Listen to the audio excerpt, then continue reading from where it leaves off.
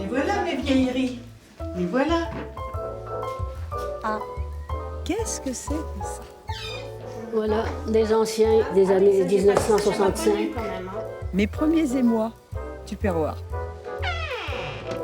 On a tous au fond de notre placard ou celui de nos mères, grand-mères, des petites boîtes en plastique légendaires. Ça, c'est celui que ma belle-mère m'avait donné. Ah, ça c'est ma dinette. Je cherchais mon petit bol de dinette. Et si vous pensez que ces boîtes ne sont qu'antiquités et que les réunions Tupperware sont révolues, vous faites erreur. Aujourd'hui, rien qu'en France, 32 000 conseillères organisent des ateliers culinaires à travers l'Hexagone. Avec ce genre de boîte, on a des... Et avec son unité de production unique en France, la Touraine est un des bastions de la marque. C'est dans cette région que Delphine, Martine, Élise et Loïc exercent le métier de conseiller culinaire. Mais savent-ils que cet ustensile de plastique est aussi l'un des compagnons de route de l'émancipation des femmes ? Avec la complicité de nos 4 conseillers tourangeaux et celle de leurs clientes, hôtesses, amies et familles, voici l'histoire émancipée de cette petite boîte.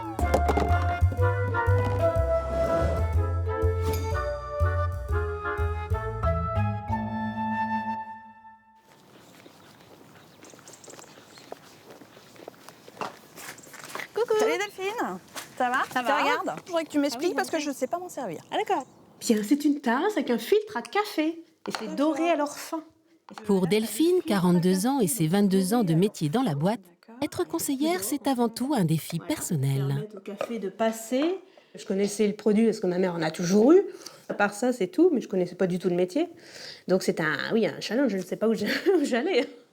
Pour Martine, 72 ans, retraitée active, c'est une aventure au long cours. Je suis chez Tupperware depuis 40 ans. Donc c'est vrai qu'il n'y a pas beaucoup de gens qui font ce parcours-là. Pour Élise, 26 ans, c'est avant tout le fruit d'une complicité avec sa mère, ancienne conseillère de la marque. Ça va, maman?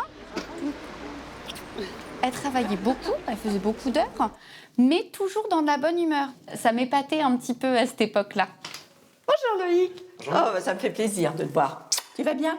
Ça va, ça va. Toi Et aussi pour Loïc, 27 ans, c'est un job d'été devenu une passion commerciale, humaine et intergénérationnelle. Ça permet d'aller chez des personnes et avoir des liens comme par exemple avec Monique et Nicole. C'est devenu, je vais pas dire mes troisième mamies, mais presque. Là, bah, ça sort d'où ces vieux trucs là? Oh non, mais ça sort tous ces vieux trucs. Je suis attachée à mes vieux trucs.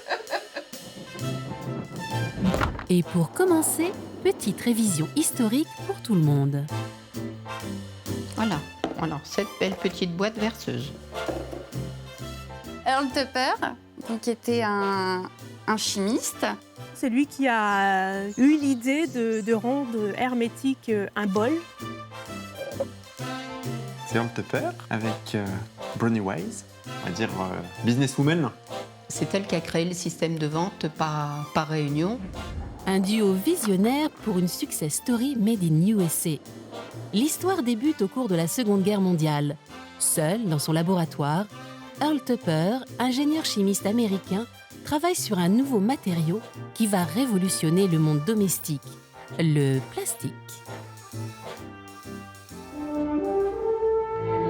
Hurled into the Holocaust of the Second World War, the growing scarcities of natural materials forced the mind of man into making substitutes, called synthetics. The test tube sped the development of the plastics industry into breathtaking acceleration, ultimately producing polyethylene, a thermoplastic. Developed as an insulating material, it had unheard-of qualities. It was unbreakable, odorless, tasteless, strong, and unaffected by most household chemicals or solutions. This magic substance made possible the creation of today's Tupperware. These Wonderlear bowls are just one of over 100 Tupperware items that are imaginatively designed and manufactured. Earl Tupper, qui est quand même pas un géo trouve-tout, en fait, c'est un type qui est dans son laboratoire, qui invente des choses comme ça. C'est un ancien de chez Dupont aussi. Enfin, Pour Bénédicte Jourgeot, qui a consacré un livre à l'aventure Tupperware et un roman à Bronnie Wise, ces boîtes en plastique sont une vraie révolution, notamment en raison de leurs matériaux novateurs. Mais le plastique, on ne connaît pas encore, on ne sait pas encore ce que c'est et ça fait un peu peur aussi. Donc du coup, il y avait certains doutes en fait aussi sur son odeur, est-ce que ça pouvait vraiment contenir des aliments. Maintenant, c'est pareil, ça nous paraît évident d'avoir des choses en plastique dans notre cuisine, mais à l'époque, c'était pas vraiment ça non plus. Tupperware, a plastic houseware designed and made especially for the purpose of keeping foods fresher, longer, sealing flavor in and keeping odors out. Tupperware is made from polyethylene, polypropylene and polystyrene. Relative newcomers to the wonderful world. Ces ustensiles hermétiques vont bouleverser les modes de conservation alimentaire.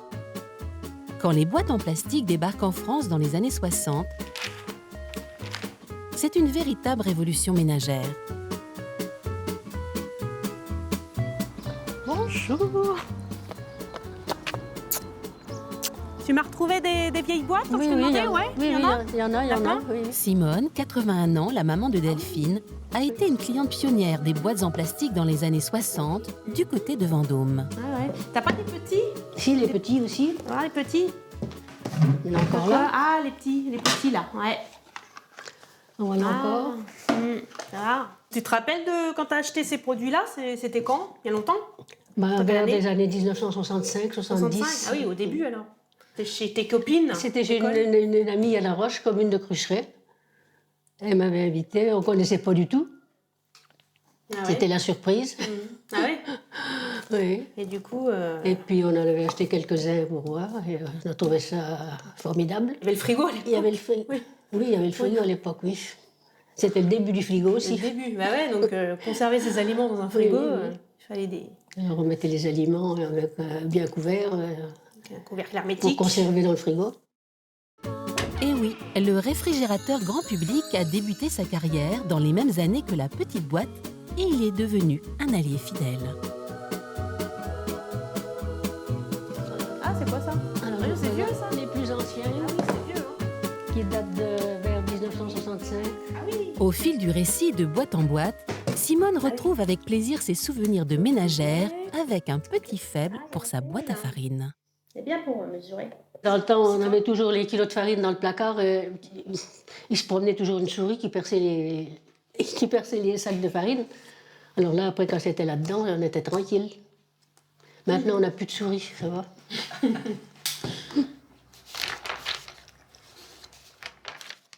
Un vieux magazine, 71. Ah oui, d'accord, bah oui. Voilà.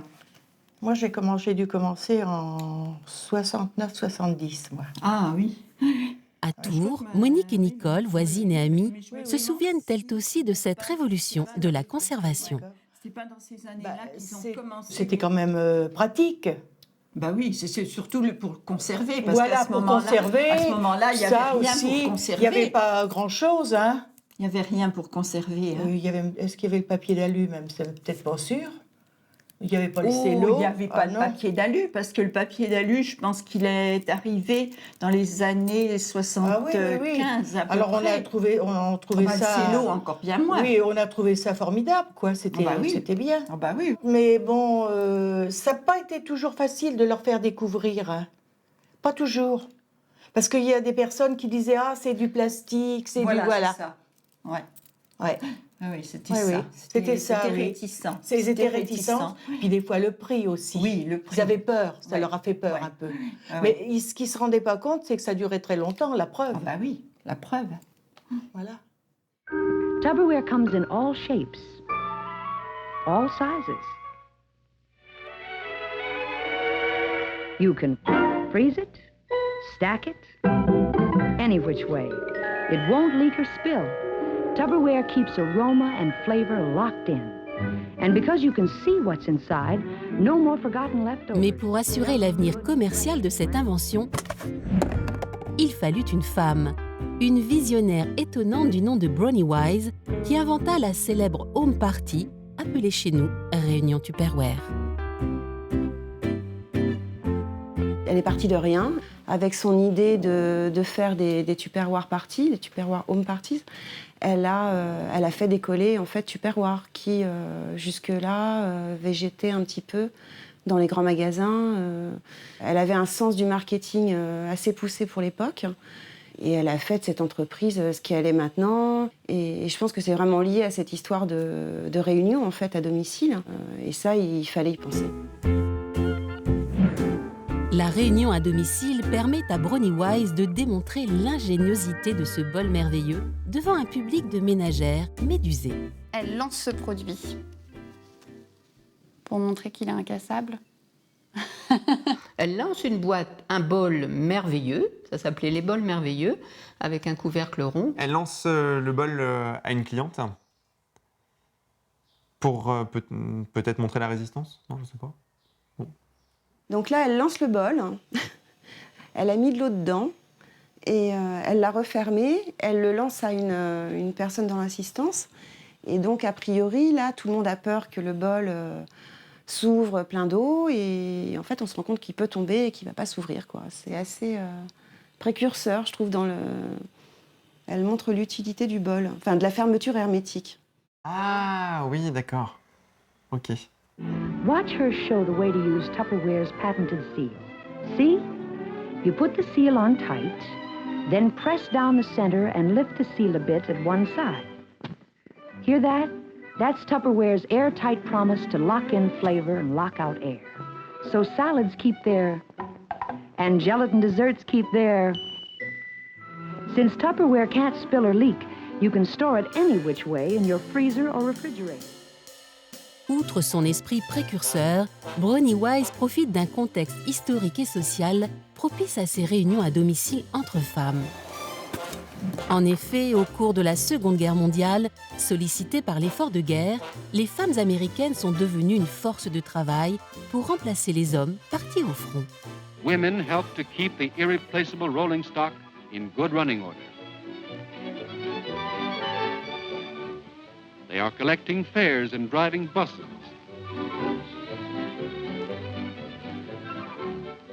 The messenger boys of today are girls. Le gouvernement américain a même multiplié les systèmes de garde des enfants afin de faciliter cette nouvelle organisation. America solves a problem of the home front. Mothers employed in war industries now leave their small children in nursery schools during working hours. Today, some 2 million women volunteers are enlisted in the nation's war industries. By the end of the year, there will be 4 millions. When evening comes, the youngster prepares for home. Her day's work done. Mais à la fin de la guerre, les femmes sont invitées à rentrer à la maison pour faciliter la réintégration des anciens combattants, qui s'inquiètent d'ailleurs de la place qu'elles ont prise sur le marché du travail. Now, some men are worried. My wife works, people think I can't support her. Oh, I don't mind my wife working, but who's going to run my home? It's okay now, but what about after the war? The women will have all the jobs. Avec ce retour forcé au fourneau, les hôtesses parties de Bronnie Wise sont une opportunité pour ces femmes qui souhaitent continuer à exercer une activité. Dès 1954, le réseau Tupperware compte aux États-Unis 20 000 emplois à temps partiel. De quoi satisfaire les mères de famille en mal d'activité et de sociabilisation. Ça a marché aussi parce que je pense que les femmes avaient envie de sortir de chez elles, d'avoir une activité et qu'elles n'en avaient pas la possibilité à part être nounou ou ce genre de choses, enfin en tout cas de s'occuper des enfants et voilà. Rapidement, devenir démonstratrice à domicile va s'imposer aux femmes américaines comme une façon possible d'entrer dans le monde du travail, de s'assurer quelques revenus sans troubler la société patriarcale. Ah bah là, on remonte des années en arrière. Hein.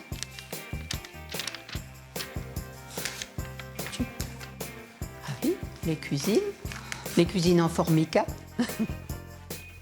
Première boîte de l'époque, avec toujours en fond de plan le mari et les enfants à table et maman qui est debout avec ses boîtes. Voilà, bah c'était l'époque, c'était comme ça. Dans les publicités des années 60, la position de la femme évolue en douceur. Le mari et les enfants sont bien présents, assis et servis, et la femme debout. Mais avec une joyeuse fenêtre de boîte pour horizon. Voilà, aussi. Tupperware. D'accord, oui. Ça m'évoque la femme disponible à la maison. C'est surtout ça. hein, la femme présente à la maison, parce que la femme n'était pas émancipée comme maintenant.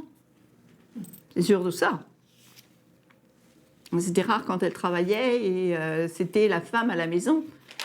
Oui, elle avait son petit tablier, elle était heureuse dans sa cuisine, elle s'épanouissait dans sa cuisine. À cette époque-là, les femmes s'épanouissaient dans leur cuisine. Au début des années 60, les femmes sont en grande majorité des femmes au foyer, que ce soit dans les milieux modestes ou plus aisés, comme nous le confirme Catherine Achin. Les années d'après-guerre, on les connaît sous les années du baby-boom, mais c'est aussi le temps béni de la femme au foyer. Donc le retour à une relative stabilité politique, économique, etc., coïncide avec le retour des femmes et un repli sur le foyer. Des femmes qui vont être valorisées dans la publicité, dans les discours politiques, dans leur activité de ménagère et dans leur activité de mère. Voilà. Qui êtes-vous, Madame Dupont? Une bonne Française moyenne. Madame Dupont se marie en moyenne à 24 ans. Elle a environ 15% de chances de divorcer au bout de 3 ans. 76% de Madame Dupont apportent au lit le petit déjeuner de leur mari. Mais Madame Dupont consacre au moins 65 heures par mois au nettoyage de son appartement. C'est par la gourmandise que 30% d'entre elles peuvent arracher leur mari à la lecture de leur journal. 30% de Mesdames Dupont dorment en chemise de nuit. C'est décent, et c'est ce que nous préférons. Le job de démonstratrice à domicile va donc épouser pleinement le désir d'autonomie des femmes sans chambouler les impératifs familiaux. Un fait qui perdurera jusque dans les années 80, comme ce fut le cas pour Martine. Je voulais avoir une activité et je voulais garder mes enfants avec moi. Parce que comme j'étais seule, j'avais un mari qui partait toute la semaine, du lundi au vendredi, samedi. J'avais plus de famille, pas d'amis dans le secteur. Toute seule avec mes enfants, ma priorité, c'était mes enfants. C'était pas mon travail. Mais par contre, je me serais ennuyée sans activité. J'ai dit, pourquoi pas Tupperware? J'en avais pourtant pas chez moi, mais j'ai osé. Et je me suis exercée, entraînée avec eux. Et j'avais un magnétophone. Tu te souviens des magnétophones comme ça à bande? Et je m'enregistrais et je rentrais dans la peau de mon personnage. Et mes enfants, c'était mes clients. Donc je leur donnais des bons de commande et je faisais ma démonstration parce que il fallait que je m'exerce un petit peu avant. Avec Catherine Achin, Delphine Naudier s'est penchée sur le statut des femmes démonstratrices. Une enquête révélatrice sur le peu de cas que les hommes en particulier et la société en général font de ce job à temps partiel. C'est une activité qui ne crée pas de désordre, puisqu'elle travaille, elle rapporte un petit peu d'argent, mais en même temps on considère que ce n'est pas un vrai salaire. Elle va avoir ces petits espaces de liberté qu'elle va s'inventer, qu'elle va s'autoriser, et puis qui vont s'installer, voire pour être d'autres leviers d'émancipation peut-être encore plus importants. Voilà, ça se fait dans les mailles de l'emploi du temps quand tout le monde est parti, donc c'est comme si elle ne travaillait pas, et finalement, tout est très bien. Dans les milieux de la classe moyenne, certaines femmes désireuses de travailler dans cette vente à domicile sont mal comprises, leurs maris considérant que leurs revenus suffisent au foyer. J'ai accueilli un jour dans mon équipe une femme d'ingénieur. Quand elle a dit à son mari qu'elle allait rentrer chez Tupperware, il a fait des bons. Il ne voulait pas qu'elle travaille. Il a dit, tu n'as pas besoin de travailler, j'ai ma situation, il y a les enfants, il faut que tu t'occupes de la maison. Mais un jour, c'était l'anniversaire de son mari et elle lui a offert une montre. Et elle m'a dit, si tu savais comme ça m'a fait plaisir, parce qu'elle dit d'habitude qu'elle prenait le carnet de chèques de son mari, avec l'argent qu'il gagnait lui, et elle dit, j'ai offert la montre pour son anniversaire avec mon argent que j'avais gagné chez Tupperware. On se sent quand même valorisé et reconnu quand on a une activité. Moi, quand j'ai commencé mon activité un jour, je me promenais dans mon village et j'ai croisé des gens et les enfants ont dit « Maman, c'est Madame Tupperware ». Et c'est vrai que sinon, personne ne me connaîtrait. Être Madame Tupperware dans les petites villes et dans les campagnes, c'est déjà être quelqu'un. Une réalité évidente pour Monique et Nicole. Les femmes s'évadaient, s'émancipaient grâce à Tupperware. Parce qu'elles étaient plus chez elles, à ménage, cuisine, tout ce qu'elles rencontraient du monde qu'elles n'avaient pas l'habitude de rencontrer. Elles avaient un accueil et puis elles avaient une profession. Oui. Et puis elles rapportaient leur salaire. Salaire d'appoint et un petit complément et possibilité de le cumuler avec la prise en charge des enfants et des activités domestiques traditionnelles. Et puis aussi la possibilité, si le besoin apparaît de gagner davantage, eh bien de s'organiser différemment et de faire plus, de travailler plus pour en tirer un vrai salaire qui permet d'en vivre, notamment dans les cas de divorce ou de séparation. Quand je suis rentrée chez Tupperware, je n'avais pas besoin de beaucoup d'argent. Je faisais ça pour m'amuser. Puis à un moment, j'ai eu besoin, il fallait.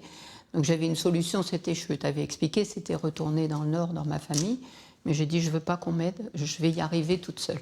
Et donc j'ai travaillé plus et j'ai réussi. Dans les années 90, Sylvie, la maman d'Élise, s'est retrouvée elle aussi dans une situation familiale compliquée. Après la perte de son emploi, une solution s'impose à elle, devenir démonstratrice pour la petite boîte. Tiens, regarde maman, regarde ce qu'on m'a apporté. Dernière nouveauté, ça. C'est le dernier sorti, à mon avis. Tu te rends compte, tu t'imagines les poussettes de l'époque? On dirait des fauteuils roulants. Non mais c'est vrai. Lors des réunions, la petite Élise regardait sa mère avec admiration. Quand j'étais petite, je trouvais ça un peu épatant que les gens t'accueillent, qu'ils soient toujours contents de te recevoir alors que toi c'était ton métier. Ouais. Mais moi, j'avais pas l'impression que c'était un travail. Toi, t'étais debout, tout le monde te regardait un peu. Non, mais c'est vrai. C'est un peu ça l'image. Oui, c'est l'image, c'est vrai. C'est un peu l'image de on accueille la présentatrice. Je m'en souviens plus parce que je l'ai vécu, mais de façon naturelle. Mais c'est vrai que bon, toi, t'avais une autre image parce que t'étais enfant. Et puis bon, ça évitait les soucis de garde. Hein. C'est vrai que les samedis après-midi et tout, quand on est dans le commerce, c'est pas évident. Hein. Mais c'est vrai que c'est un métier où on peut conjuguer plein de choses. Il suffit de rayer son agenda quand on n'a pas envie de travailler. C'est rare quand même de ne pas avoir à demander d'autorisation à son employeur. Cet esprit de liberté. Hein. Ouais. Régis ? Oui. Depuis les débuts de l'entreprise, les démonstratrices sont payées à la commission sur les produits vendus et organisent leur temps de travail à leur guise. Brownie Wise avait là aussi une longueur d'avance sur les mutations de la société. Comme c'est totale indépendance, que c'est une rémunération qu'à la commission, on a envie de travailler beaucoup, on travaille beaucoup, on a envie de travailler moins, de partir en vacances, on part en vacances, on a envie de travailler une fois par semaine, 2 fois par semaine. Pour partir en vacances, il faut quand même se fixer des objectifs assez hauts. Avant. Mais de toute façon, il faut toujours regarder en haut, comme ça permet d'en atteindre un minimum. Mais nous, on aime ça, les objectifs. Alors c'est une superbe invention économique, parce qu'on va utiliser les savoir-faire des femmes, leur réseau, leur capacité d'accueil, de partage, etc. Donc les savoir-faire classiques des femmes qui sont là mises en valeur et professionnalisées. Et ça qui est très fort, et on professionnalise sans condition d'entrée. Une réalité toujours d'actualité qui a permis à Élise, devenue conseillère culinaire, de payer ses études. Ça a été un peu l'école de la vie, c'est-à-dire que j'y suis rentrée, j'avais pas encore de diplôme, enfin, si j'avais passé mon bac, mais j'étais encore aux études.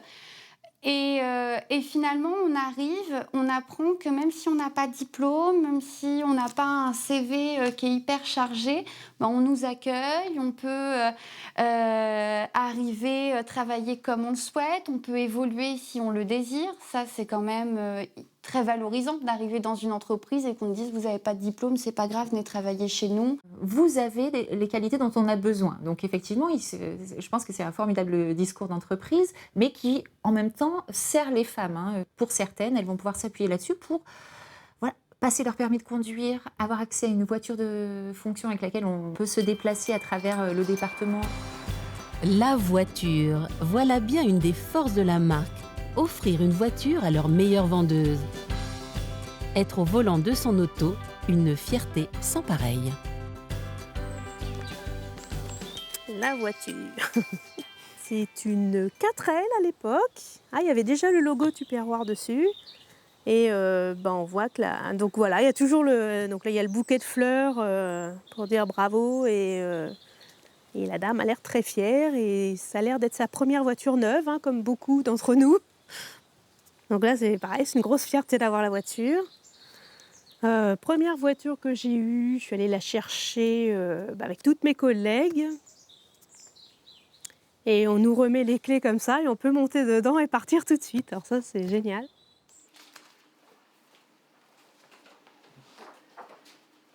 J'aime beaucoup la liberté à travers l'accès à la 4L. La position assise sur le capot, c'est sa voiture, elle va pouvoir partir avec. Et j'aime beaucoup cette photo dans ce contraste-là, de l'air de ne pas y toucher, d'être bien dans les codes traditionnels. Eh bien, elle va prendre le volant de cette 4L et elle va sortir de chez elle et elle va rencontrer d'autres femmes.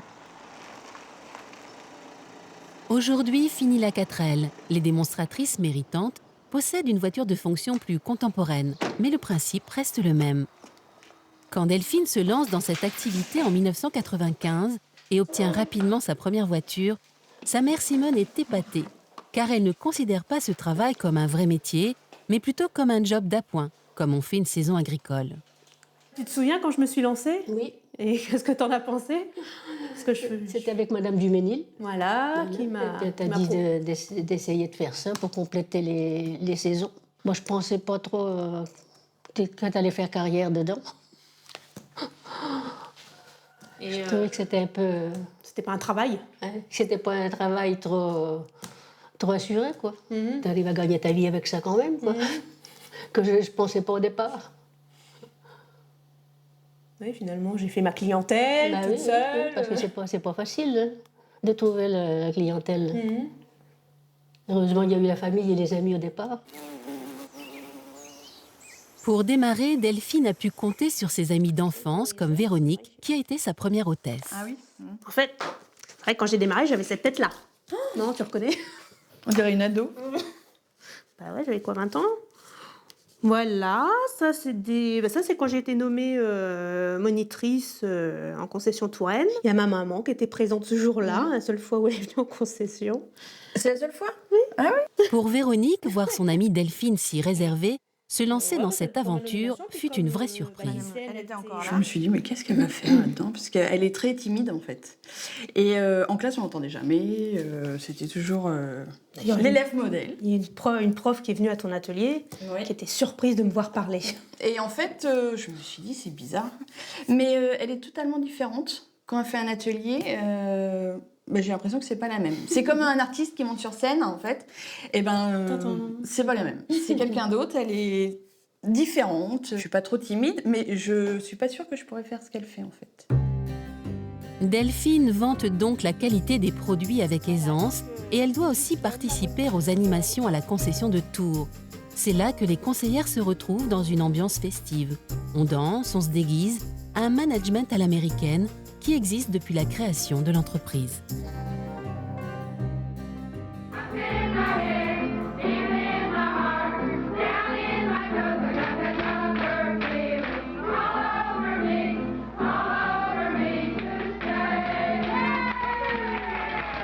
The rewards of being a Tupperware dealer are many. At weekly distributorship assemblies, they share sales techniques with other dealers.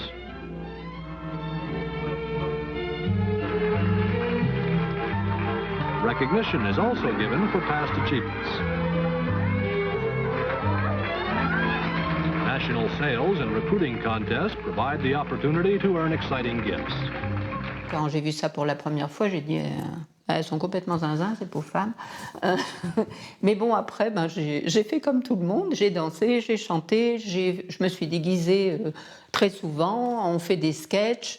Et je pense que c'est justement le côté sympa parce qu'on travaille sans avoir l'impression de travailler. Et pourtant, on travaille. Eh bien, c'est toujours une démonstration Tupperware aux États-Unis. Et ces personnes, ces femmes qui ont des chapeaux avec des Tupperware dessus, peut-être un concours, le plus beau chapeau. Donc, elles sont toutes très contentes. Mais nous, on sait faire aussi, hein. Parce qu'on a eu des déguisements quelquefois avec des chapeaux et des boîtes sur la tête. Ça, j'ai connu ça. Alors là, c'était un jubilé à la concession. C'était dans mes débuts Tupperware. Et là, j'étais déguisée également en espagnol. Parce que tu vois, j'avais les cheveux longs. J'ai mis une fleur. Et j'avais fait mon costume. Parce que j'ai fait beaucoup de costumes moi-même. Là, c'en est une autre où je suis déguisée en petite fille avec des petites soquettes, un petit nounours, un petit ruban dans les cheveux. Et ça met un petit peu de joie, de bonne humeur, tout le monde s'amuse. Et depuis ses débuts dans le monde, la petite boîte a le culte de la valorisation et de la récompense des bons employés. Dealers with top sales as Connie members receive special recognition at Connie Night. Connie members are introduced to Jubileers and receive their Connie corsage. Une valorisation qui encore aujourd'hui est essentielle pour nos 4 conseillers tourangeaux. Il y a toujours une mise en avant des meilleurs, hein, évidemment. Donc, de temps en temps, on en fait partie, donc on est fiers. On représente aussi notre concession. Même si c'est les copines qui sont sur le podium, on est super contentes. Le fait d'être valorisé, même un merci, un bravo, c'est tout bête, mais on ne le dit pas suffisamment au quotidien. Et les gens apprécient. Et c'est, je pense, ce qui fait que les gens restent. On n'est pas dans le quotidien toujours valorisé, mis en avant. Donc, personnellement, oui, ça valorise. Et c'est toujours sympa de dire qu'on est capable d'eux. Surtout en étant très timide, eh bien, c'est un gros challenge et on y arrive. Ça permet aussi d'avancer, de motiver et toujours aller plus loin. The beautiful Connie figurine is escorted by Gary and Nat as outstanding Connie members become living trophies.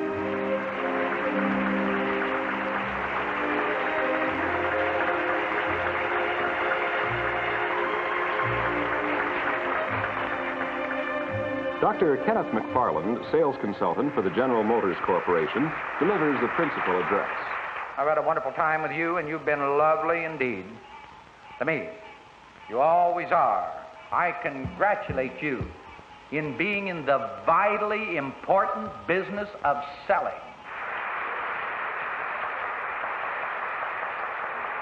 C'est le système américain. Et ça aussi, ça fait qu'on se sent bien, ça fait du bien de se déplacer, d'avoir un cadeau, qu'on nous remercie d'être venus. C'est valorisant, c'est hyper valorisant.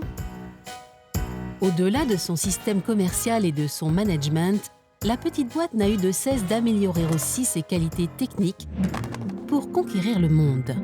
Ideas for new Tupperware products are sent to the designers here at Branch River, Tupperware's research and development laboratory.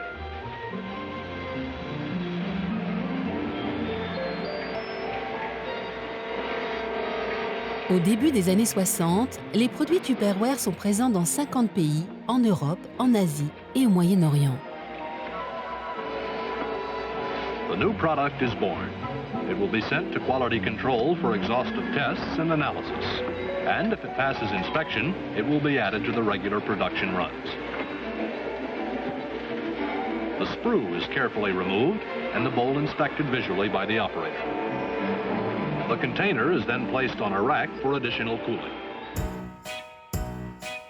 1961, Tupperware France est créée. 1973, l'usine de Jouer les Tours est inaugurée. Elle sera et restera la seule en France. Aujourd'hui, plus de 400 personnes contribuent à la fabrication de plus de 50 millions de produits par an. Une vraie fierté régionale. Mon gendre travaillait chez Tupperware, à Jouer. La sœur de mon mari est retraitée Tupperware. Elle était responsable de quoi, je ne sais pas trop, mais elle est retraitée Tupperware. Mais Tupperware, dans ces années-là, c'était une usine qui employait énormément de monde. C'était à l'équivalent de Michelin. Ah oui. Ah oui, à l'équivalent. Oui. Et beaucoup de femmes. Oui. Ouais. La plupart des employés de l'usine ont eux aussi des souvenirs personnels liés à la petite boîte. Gaëlle Provost, superviseur achat depuis plus de 20 ans, a connu la marque grâce au placard maternel et depuis, elle est restée une adepte. Ah, ça, c'est les gammes qui étaient dans les placards de ma mère, ça c'est sûr, dont j'ai hérité quand je suis partie. Donc on est tout à fait dans les gammes basiques et les couleurs de ce qui se faisait avant. Moi, chez moi, tout est fermé, tout est avec un couvercle pour pouvoir empiler la boîte sur l'autre boîte sur l'autre boîte. Donc voilà. Au cœur des 42 000 mètres carrés de l'entreprise Tourangelle, plusieurs prototypes ont été conçus et fabriqués. L'unité de Jouer les Tours constitue par ailleurs la référence mondiale couleur de la marque. On est référent par rapport à nos produits. On est sur des produits très techniques sur le site de Jolet-Tours. On a, nous, les gammes qui vont jusqu'au four traditionnel. Donc qui sont faits ici, ou des gammes avec des inserts métalliques qui ont été aussi développés ici. Donc c'est vrai qu'on a ce côté un peu cocorico du fabriqué sur le site de Jolet-Tours.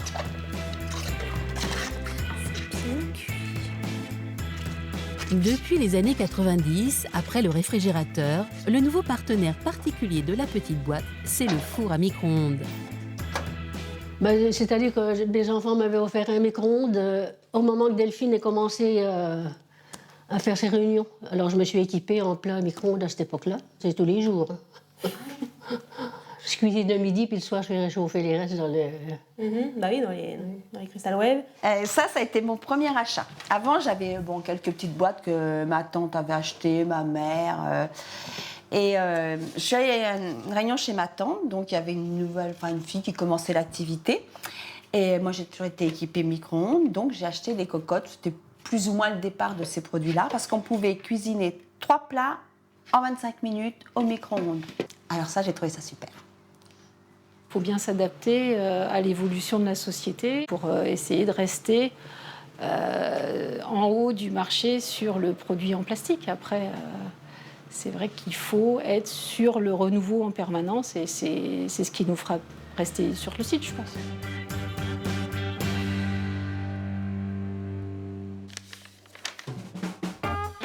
Au fil des décennies, l'image de la femme dans les publicités évolue, épousant astucieusement les mouvements sociaux en marche. Elle attend que son mari rentre parce que la table est presque mise. Ça reflète exactement l'arrivée de Tupperware dans les cuisines et chez les femmes modernes. Une femme qui a de l'assurance. C'est plus l'image, on voit la femme qui est toujours à côté de son mari, qui a toujours une position finalement qui est la femme de monsieur. On sort justement des images traditionnelles et on a vraiment, je pense que c'est les Tupperware libèrent la femme, hein, très, très clairement, c'est-à-dire ils font le travail, vous mettez dans vos Tupperware et vous avez le temps de lire le journal. Et lire le journal, c'est quand même l'activité masculine par excellence. Effectivement, là, il y a quand même une image proposée aux femmes de gagner du temps pour vous. Mais la grande bascule, c'est la décennie 70. Les mouvements féministes font bouger durablement le statut des femmes en repoussant notamment le pouvoir masculin sur leur quotidien, leur travail et leur maternité.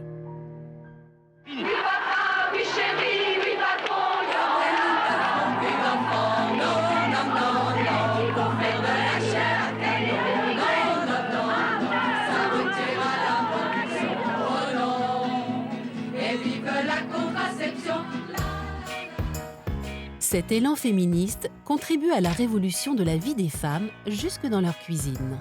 La décennie 70, la condition des femmes en France n'est vraiment plus du tout la même. Et il est très intéressant de repérer des espaces qui mettent en présence des femmes d'origine sociale différentes, qui ont des expériences militantes différentes et qui vont pouvoir la faire circuler. Finalement, ces réunions Tupperware qui ont plutôt une image désuète, si ce n'est méprisée, pouvaient aussi être des lieux de retour sur soi, d'émancipation. On se rencontre entre copines, entre femmes, on discute de choses domestiques certes, mais pas que. Et parfois, on fait circuler des informations et des exemples et des modèles qui peuvent permettre une relative émancipation justement de ces rôles traditionnels. En tout cas, un lieu à l'abri, on va dire, de toute intrusion masculine. Hôtesse fidèle de Martine, Marie-Christine a connu ces réunions de femmes autour de la petite boîte dès le plus jeune âge. J'avais une dizaine d'années quand maman a commencé à faire des réunions avec ses copines dans des immeubles. Je pense que c'était les premières réunions à cette époque-là où les femmes pouvaient aller toutes seules. Enfin, toutes seules sans les maris derrière, aller à une réunion, faire ce qu'elles voulaient, acheter ce qu'elles voulaient, voilà. Et c'était à elles. Je pense que c'est leur moment à elles. Je pense que c'est ça. Entre nous les femmes, par les femmes, chez les femmes, pour les femmes. Voilà. Au moins, on se retrouvait, ça nous permettait d'être entre nous et puis de ne pas avoir d'hommes à côté de nous. Les hommes s'éclipsaient, hein. Oui, les hommes allaient jouer au foot et les femmes découvraient Tupperware. Now let's go to a little town in New Jersey where things are really popping.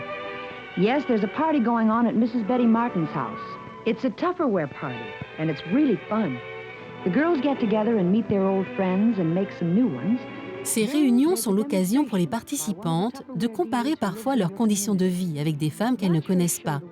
Car depuis les années 50 jusqu'à aujourd'hui, l'hôtesse doit rassembler un certain nombre de clientes pour une réunion réussie et cela l'oblige à élargir son cercle habituel.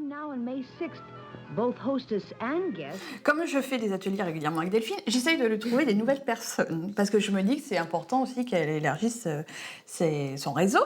Donc, dès que j'ai des nouveaux voisins, j'essaye de les inviter, puis ça permet de faire connaissance aussi. Là, ma nouvelle voisine, tu as eu l'occasion de la rencontrer. J'ai aussi invité des anciens professeurs qu'on avait à l'école. Comme ça, je me suis dit que c'était le moyen de nous revoir 20 ans plus tard, en fait. Donc, on a eu notre prof de comptabilité qui assistait à nos ateliers. Et qui est venu me voir, me dire qu'elle est bien impressionnée par l'évolution. Ça permet de faire rencontrer d'autres personnes aussi. Et puis, après, ça m'est arrivé aussi d'inviter des commerçants que je vois tous les jours. Je me dis, on discute toujours à la boulangère. Je me dis, c'est l'occasion aussi d'aller un peu plus loin, en fait. Dans les années 70, au cours de ces ventes à domicile, certaines femmes ont pu aussi trouver de l'aide, comme le révèle l'enquête de nos 2 sociologues. La femme qui nous a parlé du rôle pour elle décisif d'une rencontre qu'elle avait faite dans une réunion Tupperware, c'est une femme aussi issue d'un milieu social modeste, d'une famille très nombreuse, qui, au moment de cette rencontre avec une autre femme dans une réunion Tupperware, était une femme battue. Elle a rencontré, pour le coup, une enseignante qui l'avait prise un peu sous son aile. Alors que sa formulation à elle, c'était « on n'avait pas le même faciès, nous on était des ouvriers et elle c'était des profs, on n'avait rien à voir avec eux ».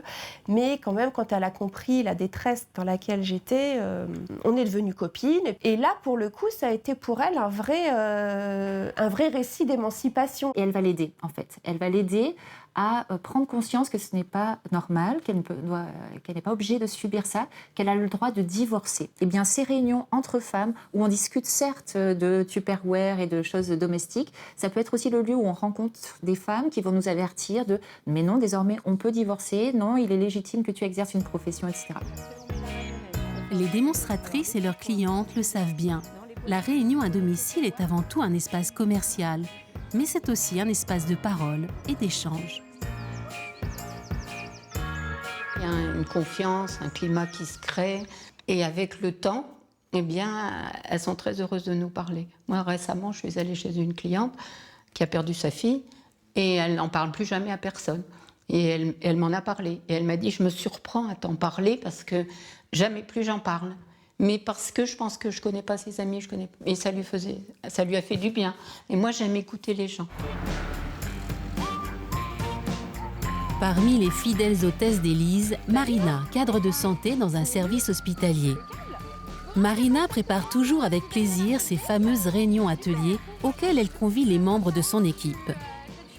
Bon, t'avais tout prévu ? Comme d'habitude. Comme ça, on va faire un prépa d'atelier sympa. Pour Marina, la réunion est un outil convivial d'échange et de complicité entre soignants. Et c'est vrai que ça a été, on va dire, une excuse, entre guillemets, pour se voir à l'extérieur, je pense, au départ. Des fois, je vais aussi peut-être parfois faire une réunion pour un repas quand, des fois, on sent que ça ne va pas aussi au travail. Je pense que c'est important, ça. Et c'est bête, mais je le fais assez... dès qu'on sent qu'il y a une tension, quelque chose de difficile, on se dit, allez hop, on fait quelque chose. Ouais, t'as appelé Élise ? Bon, allez, on y va. Donc on sait qu'on va passer une bonne soirée, quoi. C'est notre ambiance, quoi. Ouais.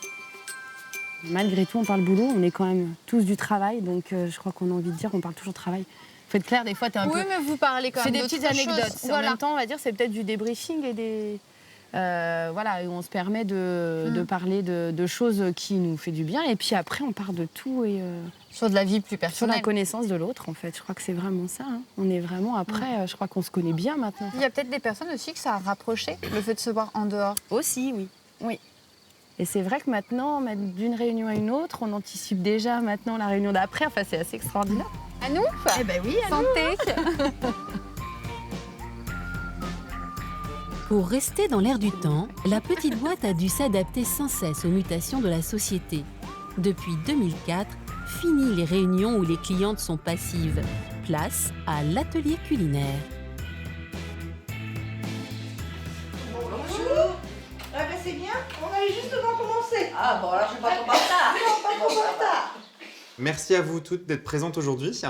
Donc, je vais avoir le plaisir de faire un atelier Tupperware avec vous. Est-ce que vous faites la différence entre une réunion et un atelier?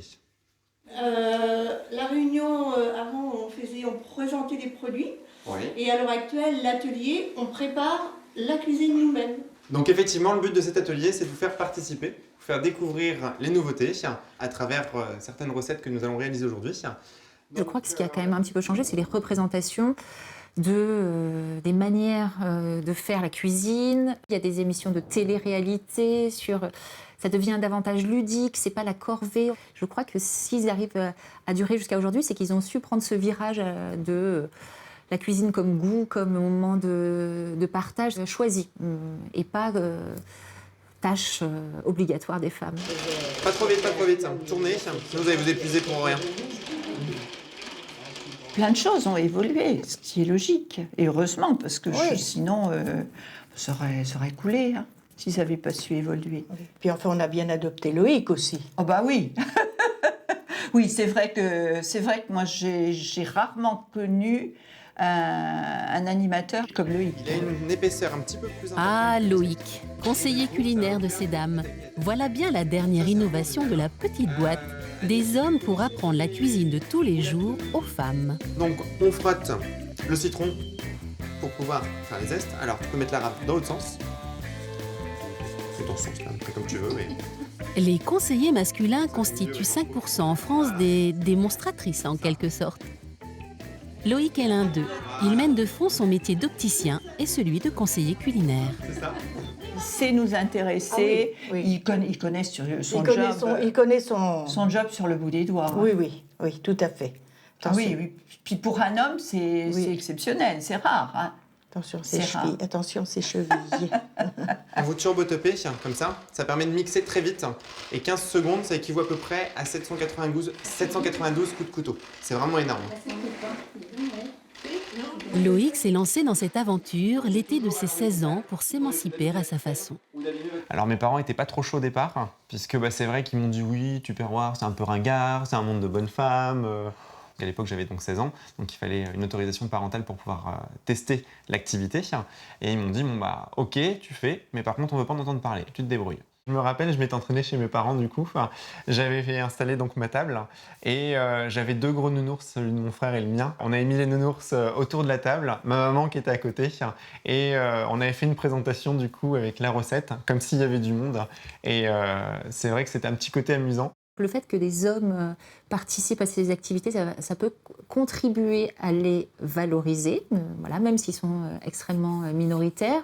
Ensuite, de manière peut-être plus optimiste et plus ouverte, c'est qu'on avance peut-être davantage vers un décloisonnement des tâches réservées et obligatoires. De plus en plus, j'ai l'impression aussi qu'il existe des femmes bricoleuses qui font elles-mêmes leurs étagères et leurs petits travaux d'aménagement, comme il existe des hommes qui ont envie de tester le nouveau robot et telle recette de cuisine pour inviter leurs amis et se mettre en scène dans cette activité qui est possible et valorisée. En dehors de l'aspect commercial, Loïc apprécie aussi le réseau de connaissances que constituent ses ventes à domicile. Je me suis découvert effectivement une passion à travers ce job-là, ce lien social. Maintenant, je le compare un petit peu comme au Facebook moderne.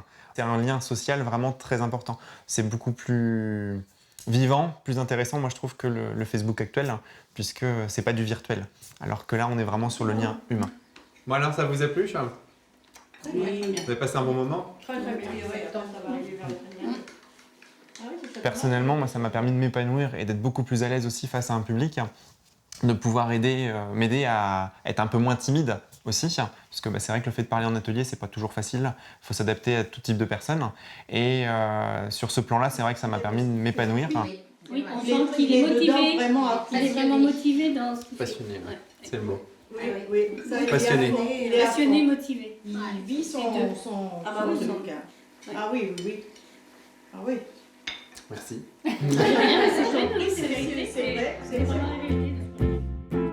Depuis la création innovante d'Earl Tupper et les réunions révolutionnaires de Bonnie Wise, la vente à domicile a fait bien des émules. Toutes sortes de marchandises sont vendues dans nos cuisines et nos salons. Mais pour nos 4 conseillers culinaires tourangeaux, pour leurs familles, leurs clientes, leurs hôtesses, rien ne remplacera vraiment la petite boîte et les souvenirs qu'elle préserve sous son couvercle. Mon premier voyage à Orlando, j'ai ramené une petite mignonnette de La Fontaine. Quand on arrive au siège de Tupperware, il y a une grande fontaine, la fontaine de l'amitié, et c'est de l'eau de la fontaine de l'amitié, et j'ai toujours gardé.